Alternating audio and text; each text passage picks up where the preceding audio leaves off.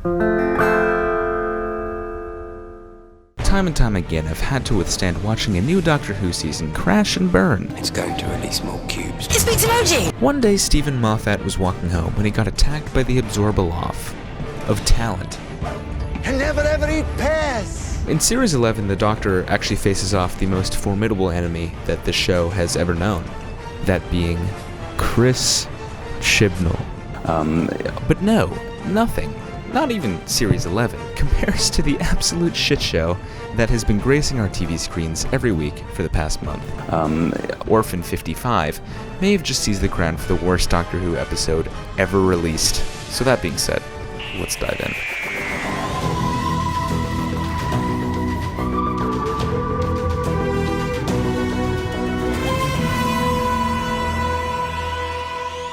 Orphan 55 was written by Ed Heim, directed by Lee Haven Jones, and produced by various people, Chris Chibnall amongst them. It's an episode that's about climate change, I guess, which is not inherently a bad topic to make an episode about. It's the execution that's special here. Billy! So, lights, camera, action. Let's get this thing rolling. Great work, guys. And sorry again.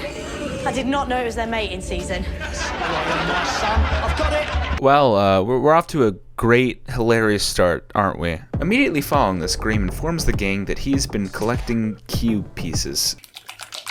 And then he starts putting them together. Perfect squares, are they? No! Don't put them together yet! They're not just coupons. That's a teleport cube. Just activated. We've got about 4 seconds. No. I've got to go and fetch me speedos. Only joking. Already got them on. Doctor, can you just, throw it outside? Welcome to Tranquility Spa. Oh, guys. So we cut to Yaz just as she cucks an old couple right before they get married, and then instantly cut to Ryan as he is fucking around this cafeteria place. And it was around this time, as I was watching, that it occurred to me the reason why most of Doctor Who only featured one companion. Because 3 is too goddamn much, okay? Damn, that cover art is actually really cool. I wish the episodes were as good as these. Doctor Who episodes almost always feature a first act of the story where the companion splits up from the Doctor and is just sort of discovering the environment, and then usually the companion ends up stumbling upon something super sus. When it's 3 companions, not only is it way harder for me to be interested in or empathize in their character arc because there's 2 others competing for that attention, but also during this quintessential first act period, there's just too many companions fucking around all over the place for me to keep track of, okay? Just 2 at maximum, okay? 2 at maximum, please. TARDIS crews of 3 worked in the classic series because episodes had far longer running times. And in the case of the 5th Doctor's crew, each character was introduced separately, giving their distinct personalities room to breathe. I demand to see who's ever in charge of this ship! And again, crews of 3 in the modern series are always made up of characters that were introduced one at a time. And even then, I still prefer 1 or 2 companions. Ow! Then Ryan contracts a virus from the vending machine, and some funny ensues. What? I will just accept that this virus can pass from vending machine to human. That seems... First you get the wiggly fingers, which is a warning the legs are about to go.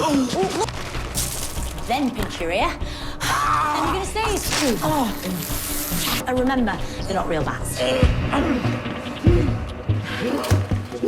It's fine. It's fine. I remember when this show used to be funny. That's a distant dream at this point. I can't understand you. How many words?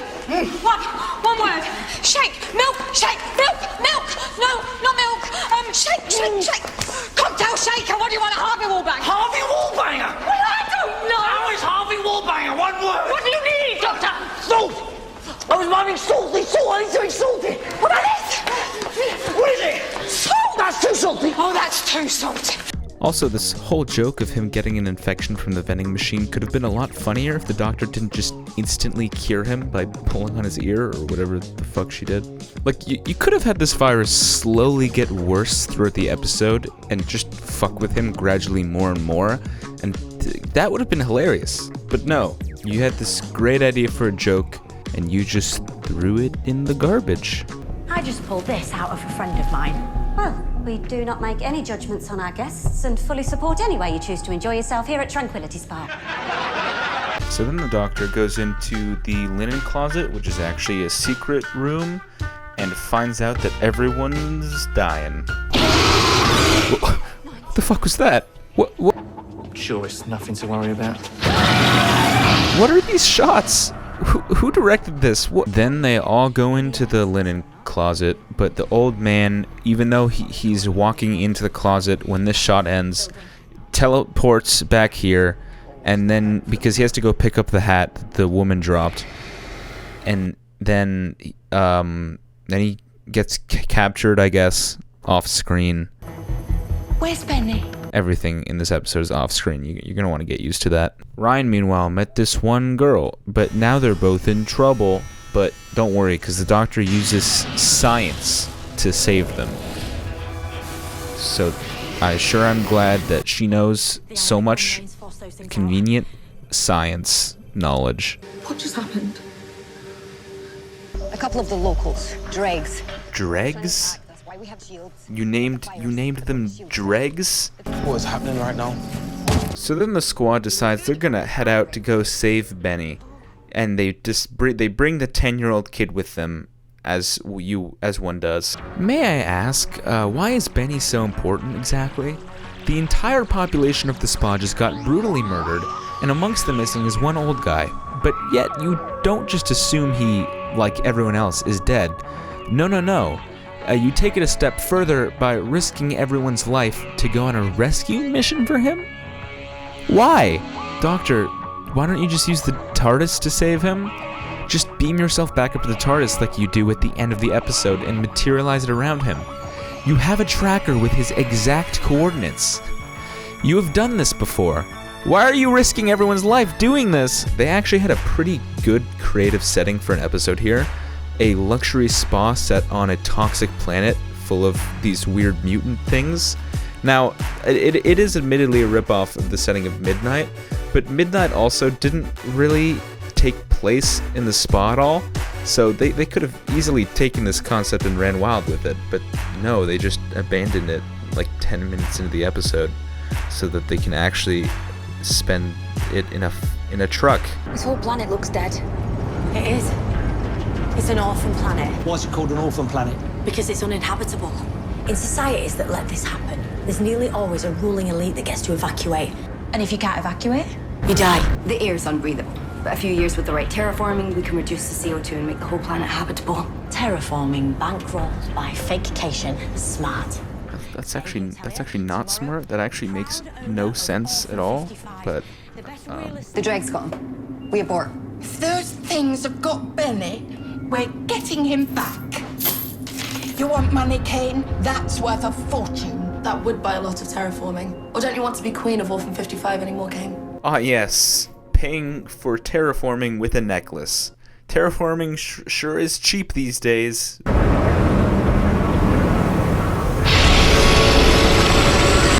So, how long have you been unemployed?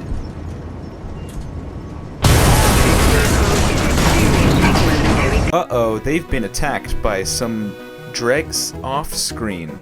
Now the truck is broken, so the gang decides to head out until they just realize it's a terrible idea and go back. Tunnel entrance is just past this ridge. Everyone, back to the truck, now! Then Benny pulls up. Are you in there? Benny! Benny! Benny! The dregs have got him. I can't believe you came. That's what she said. Will you marry me? Oh, yes! Well, that took a turn. This is it!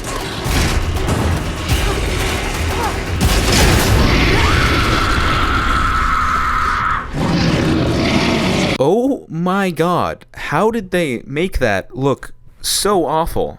That is just impressively bad looking.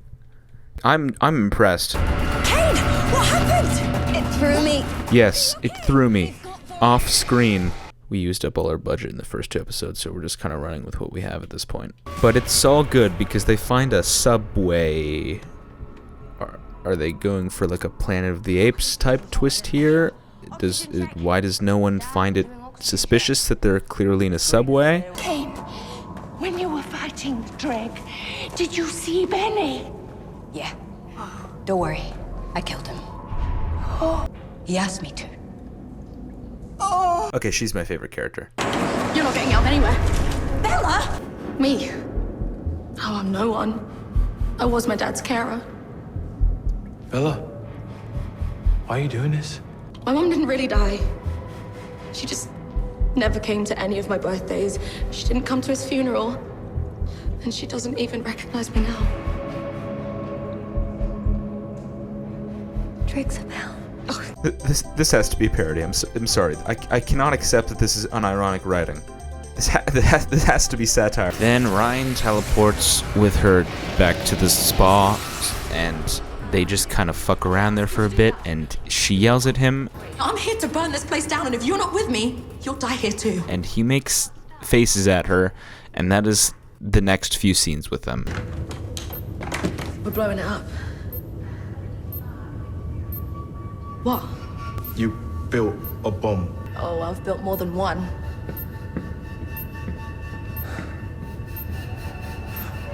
Can I just point out that the green hair kid hasn't said anything for like 20 minutes, and green hair dude hasn't been faring that much better?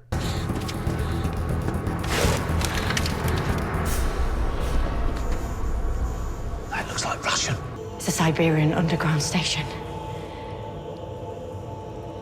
This is Earth.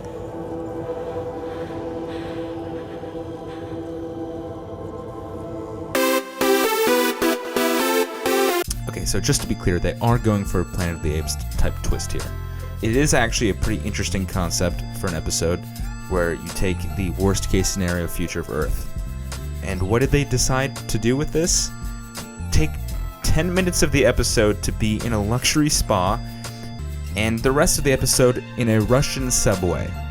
That is all we get to see.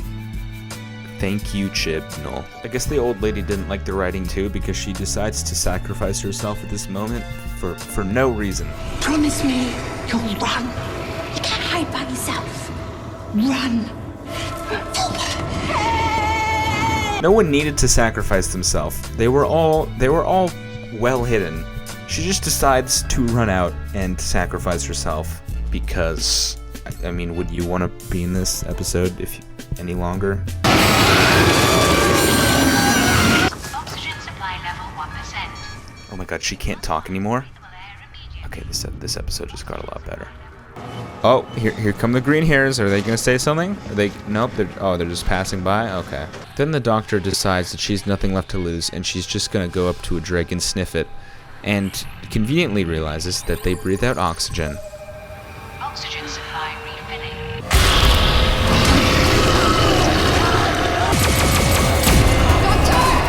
Well, I guess this lady just had a complete character 180 off screen, and now she wants to sacrifice herself for no reason as well.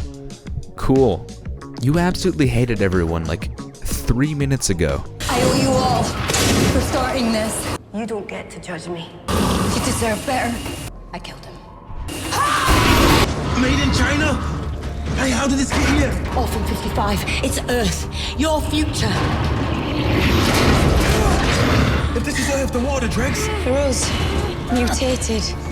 Yes, the few that didn't die. Oh no, they can't be. Apparently nuclear winter and global warming cause us to turn into fucking predator things. Why not? Why wouldn't it? Why wouldn't it? Secure that door! I'm trying. The Orlocks are playing up. Oh my god, the green hair people are talking. Holy shit, it's almost like they have a point to being in the episode again. But then the kid gets mad and decides to throw a temper tantrum. It needs a pass key to close it from the inside. Not now, Silas. Okay, I'm trying to concentrate. You never listen to me! Do it yourself then! Then he attempts to murder them all, I guess, by trapping them into the room, Good luck with that, Dad! but actually just trapped himself outside the room with the dregs. So congratulations.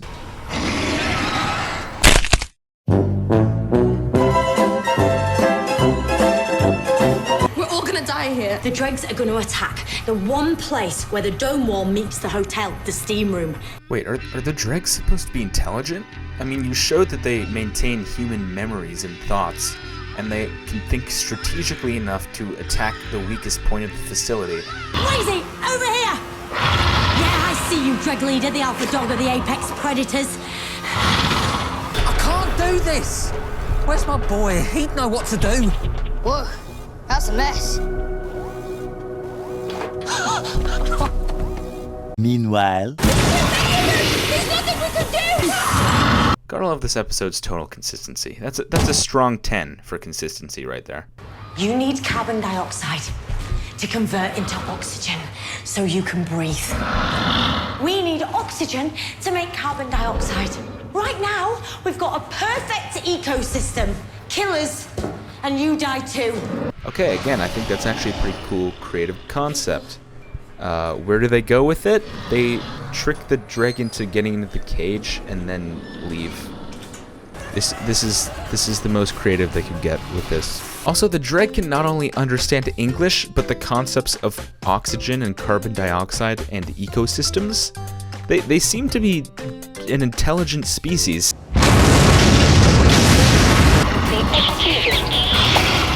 Get out of here. Hey, no, but look, The weapon failed on her. What? Oh my god. What is happening?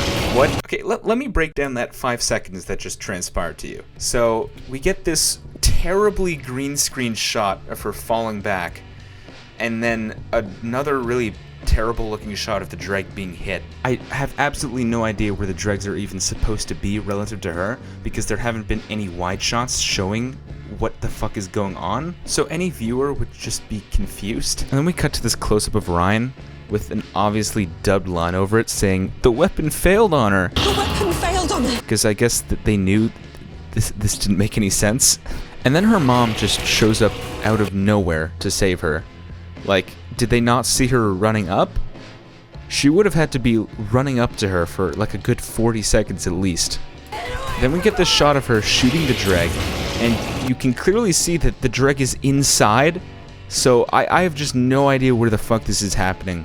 I don't know if they just used a shot from earlier in the episode, because there still haven't been any wide shots clarifying what the fuck is happening. And then we cut back to her, and we get to feast our eyes upon some of the worst green screening I have ever seen. The green screening that the show had in the 1980s was only slightly worse than this.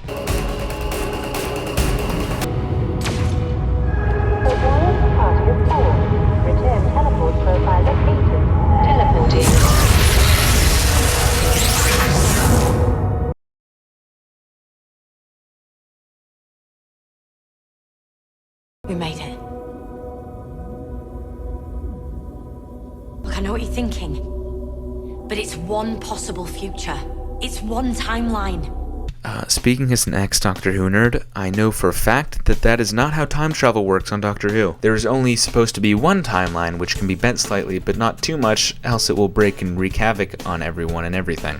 This is a fixed point in time. Fixed points can be rewritten. No, they can't. Parallel timelines were very clearly stated to be almost impossible to enter. But now it doesn't work like that anymore, I guess. Now there's just a bunch of different timelines you can hop from. Yeehaw.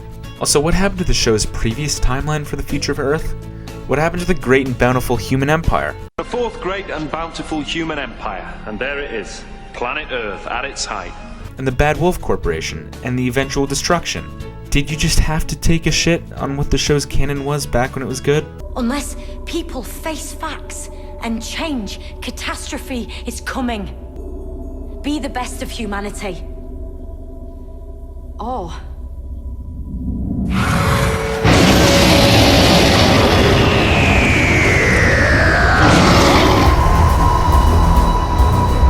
I just don't even. I don't even know what to say to that. So gather around, class. What have we learned from Orphan 55? Well, we've learned that episodes don't have to have any kind of focus or structure. They can just kind of jump around willy-nilly, and as long as the resolution kind of has something to do with the theme that was set up at the beginning, we're Gucci. Look at Spyfall. It's the exact same. It starts out like it wants to be a cool 007-styled spy episode, but then quickly loses that, jumping from genre to genre, completely unsure of itself. Why is it even called Spyfall? They only act like spies for the first half of part 1. Also, we've learned that the Doctor doesn't have to have any form of character or any discernible flaws. She can just kind of know exactly what to do and what to say in every possible situation. And yeah, if she feels like a character straight off of Sesame Street, who cares? It's a kid's show anyways. We can just stick her in some funny promotional clips and then everyone will love her. Onion, a tub of single cream, and half a bottle of squeezy ketchup. And it's amazing. Sarcasm aside for a second, I mean, we did also see this in Series 11, where she just kind of stole mannerisms from the 10th and 11th Doctor and called it a day. I mean, this isn't really her fault, it is Chris Chibnall who came up with her character, but it does reflect pretty poorly upon the incarnation as a whole. Also, the music, it's still boring. I mean, I guess it is atmospheric, it's not downright bad or anything, but it feels like the kind of thing I could whip up in Ableton in like 5 minutes. And again, it plays at all moments, whether it be a moment that's supposed to be funny or a moment that's supposed to be heart-wrenching, again, like in Series 11.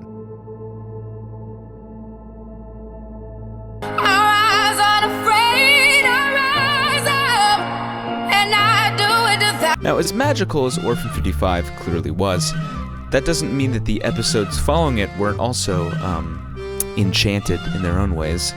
There was that Captain Jack cameo, which they clearly edited in last minute because of falling ratings, in which Captain Jack doesn't even see the Doctor at any point, so like, what the fuck is the point of this? There was also that weird cliffhanger thing where Joe Martin was like, "Hello, I'm the Doctor." Hello, I'm the Doctor. What? There's "Can you hear me?" He has these detachable fingers and he can just throw them towards people. And these fingers insert themselves into their ears. It extracts human beings' worst nightmares.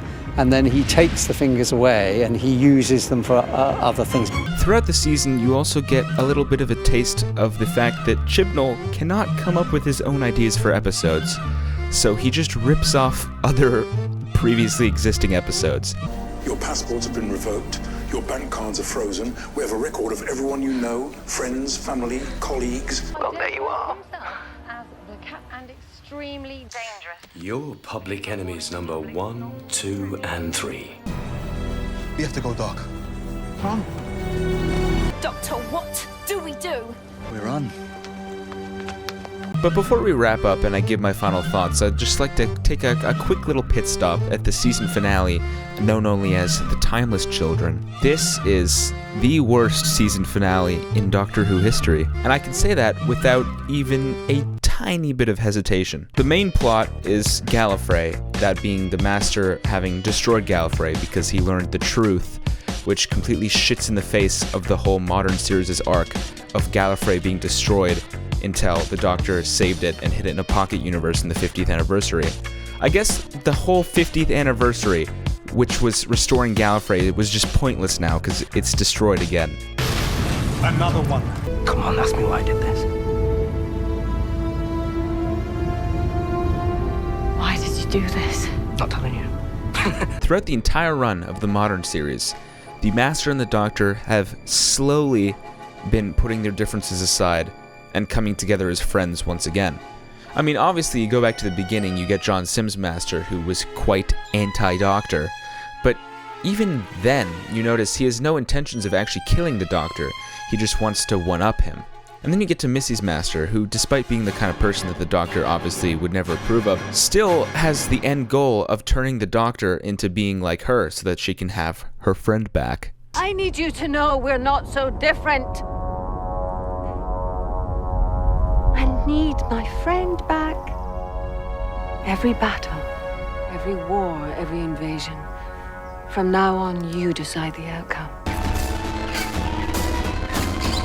And as the character of this incarnation of the Master progressed, she slowly felt more and more shame for what she'd done.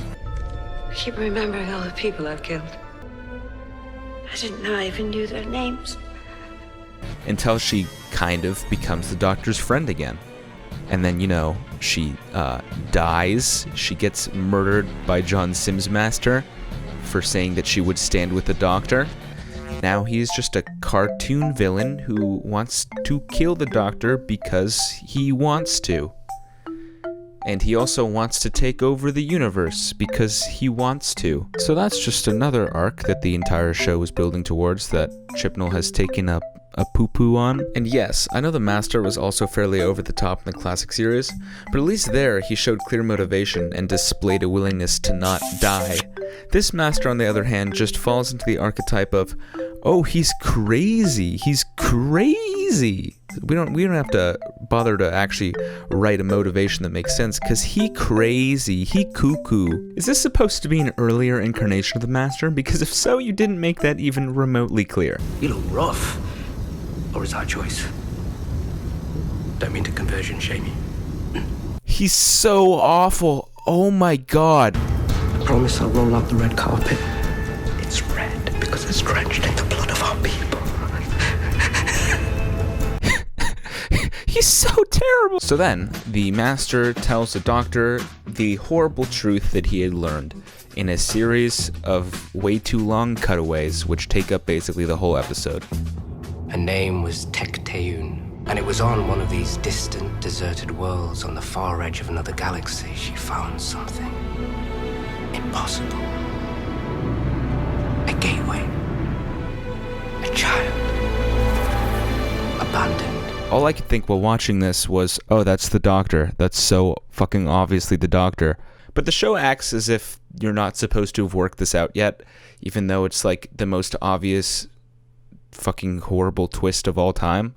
Meanwhile, the Master is teaming up with the Cybermen. Oh yeah, speaking of the Cybermen, that's just another cool little thing that this episode ruins. Admittedly, the series had kind of been losing its way with the Cybermen before this. The Cybermen were originally supposed to be what happens when humanity tries to improve itself via genetic modification and ends up a lifeless, emotionless shell of a being. And that was definitely explored in the Cybermen's first outing in the modern series. Emotional inhibitor. Stops them feeling anything. Still got a human brain. Imagine its reaction if it could see itself, realize itself inside this thing. They'd go insane. So they cut out the one thing that makes them human. Because they have to.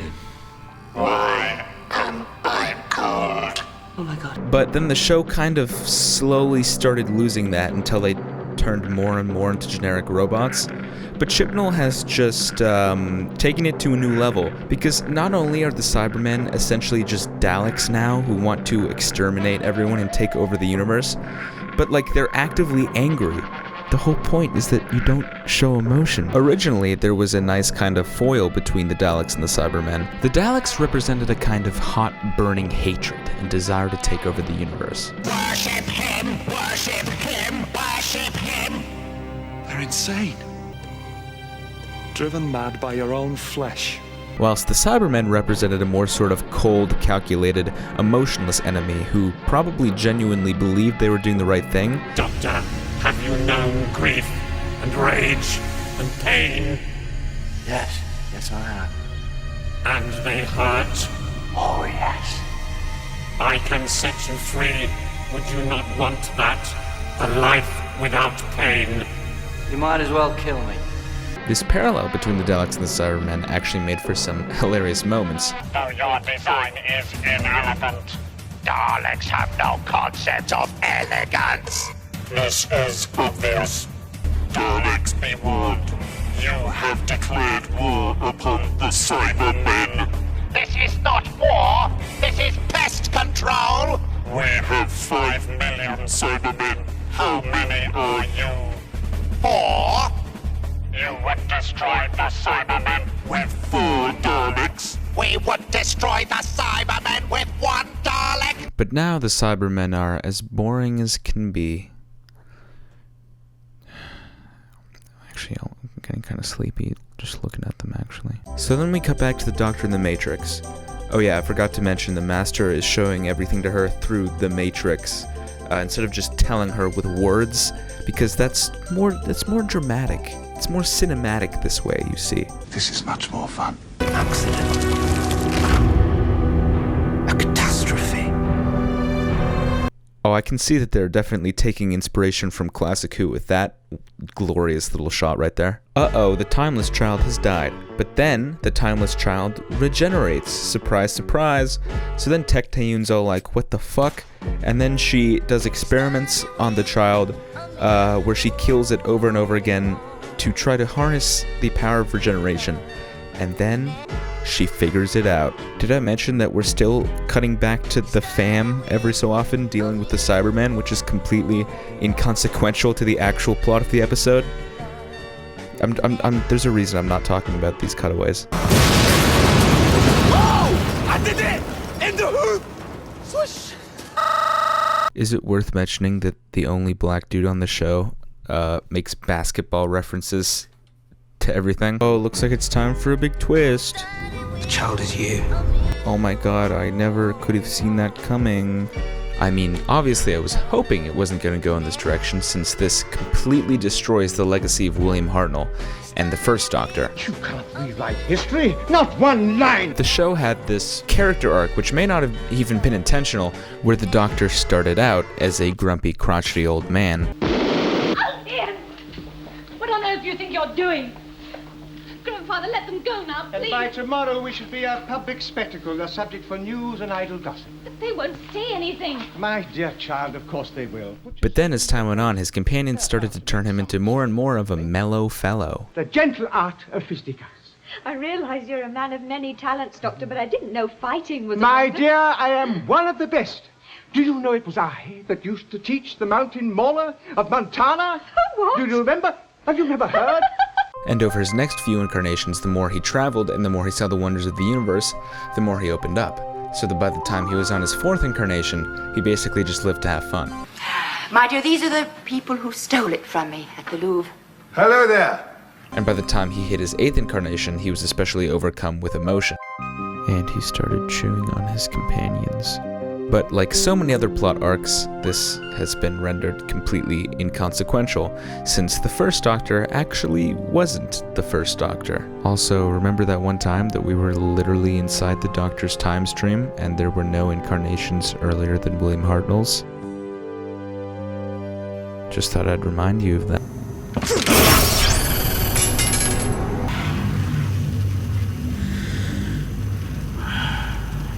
I thought if he was compressed, the death particle would activate.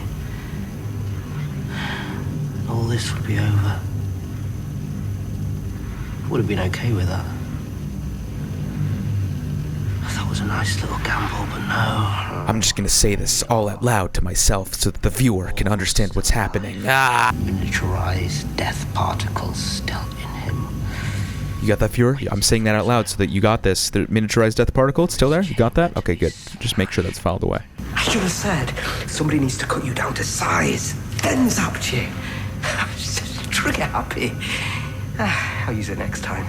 So then the Doctor finds out that she was basically a guinea pig for the Time Lords, until one day they were just like, you know, I don't think we want you to be our guinea pig anymore, so we're just gonna erase your memories and then make you a kid, which we can do somehow, I guess, and just treat you as a normal Time Lord now. Why are we doing this? Because we feel like it. I like how this just completely destroys the mystery and power behind the Time Lords and just makes them a bunch of fucking losers who stole DNA from the Doctor. Oh, come in, my pretties! Oh yeah, the Cybermen are in this episode. I kind of forgot about that.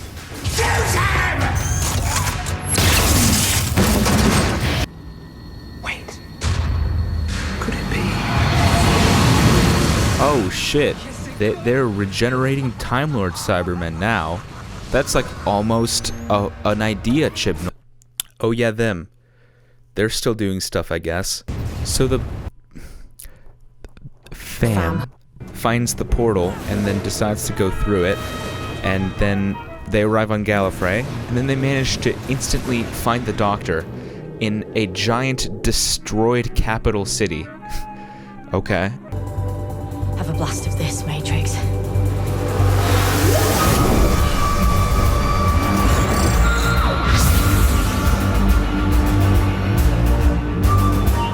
You did great with that, editors. That didn't look cringy and terrible at all.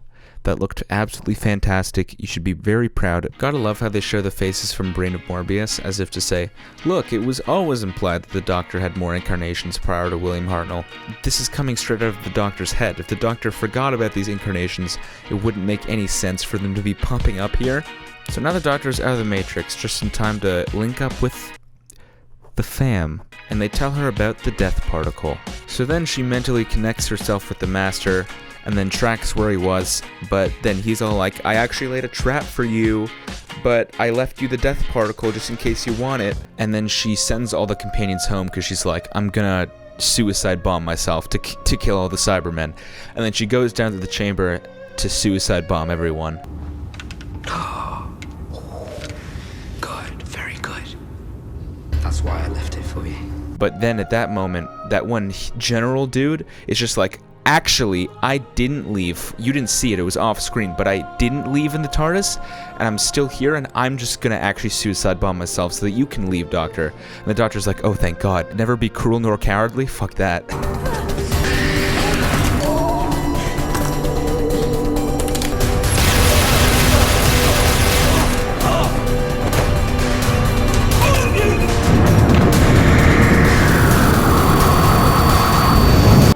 Imagine if in the season 1 finale of Doctor Who, which this is a clear ripoff of, when the Doctor sent Rose home and then was going to use the Delta Wave to kill the Daleks, which would also kill himself and wipe out all of Earth.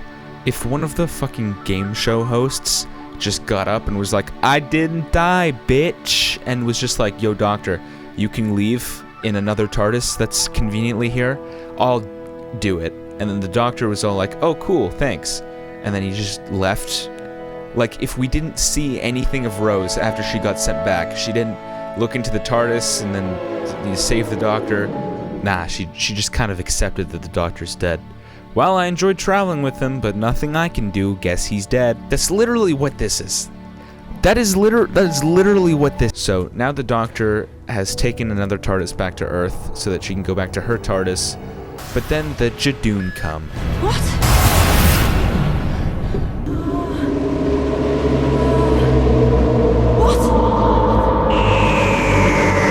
My thoughts exactly, Jodie.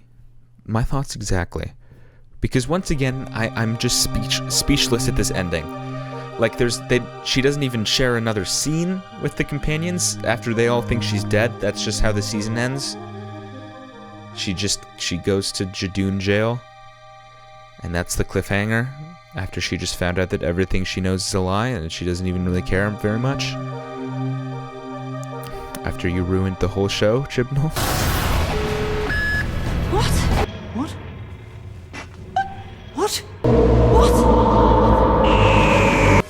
What?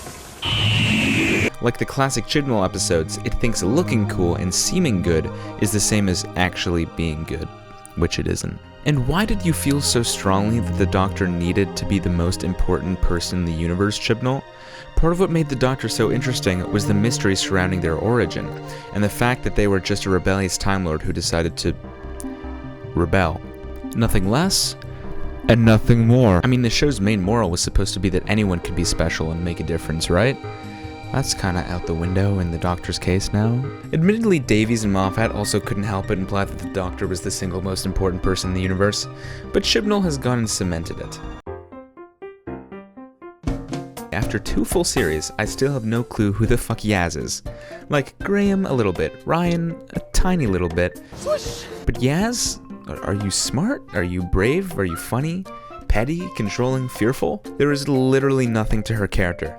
And just for reference, after only 1 series, not only had both Donna and Martha made their characters very clear, but they had both completed their character arcs. Donna started out as someone who lashed out at other people a lot because she lacked self-confidence, but as the series went on and she proved herself time and time again, not only to the Doctor but also to herself, she gained confidence and started warming up, which is part of what makes her fate all the more tragic. In Twice the Time, literally nothing has happened with Yaz. Can You Hear Me adds a bit more backstory, but backstory does not equal character. And apparently come Series 13, she's going to be the only companion. Uh-oh. And similarly to Series 11, everything is dumbed down to the extreme. There's always someone, usually the doctor, explaining exactly what's happening, always holding the viewer's hand like they can't understand anything for themselves. And yeah, every Chibnall episode, like Spyfall, feels like 2 or 3 episodes awkwardly glued together. I'll give this series one thing: although it's more of a shit show than its predecessor, and even though it permanently ruins the show's lore, at least it's less boring than Series 11, though it's still not nearly as wacky as the show was back in its heyday.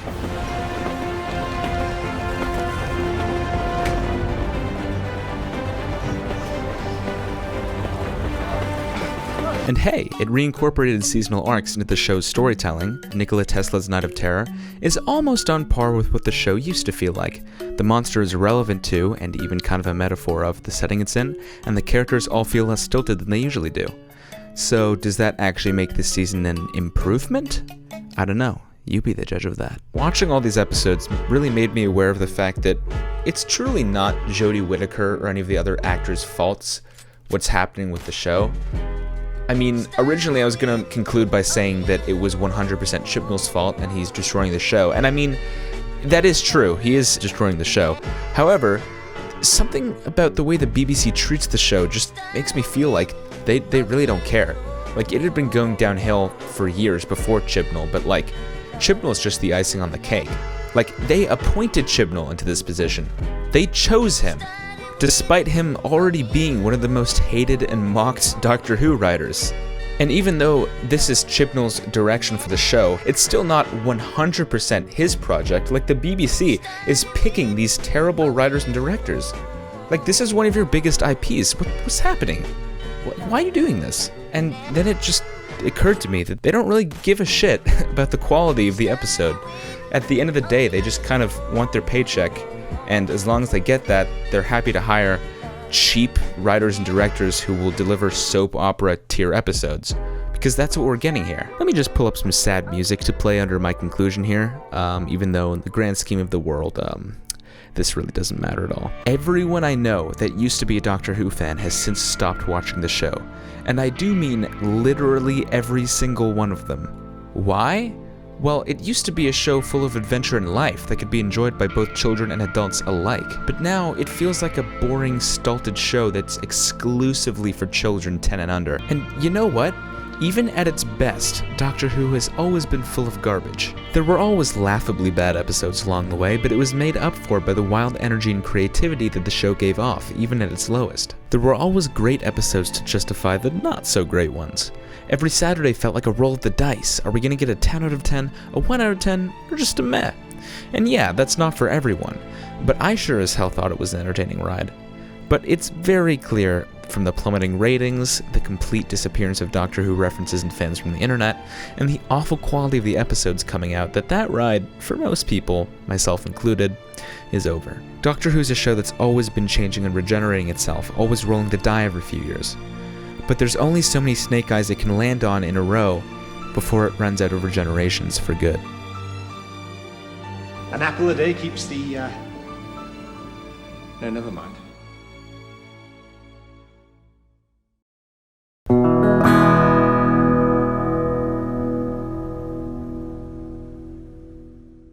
Oh, and by the way, as of the day I'm finishing this video, it is Chris Chibnall's birthday. So, happy birthday, Chibs.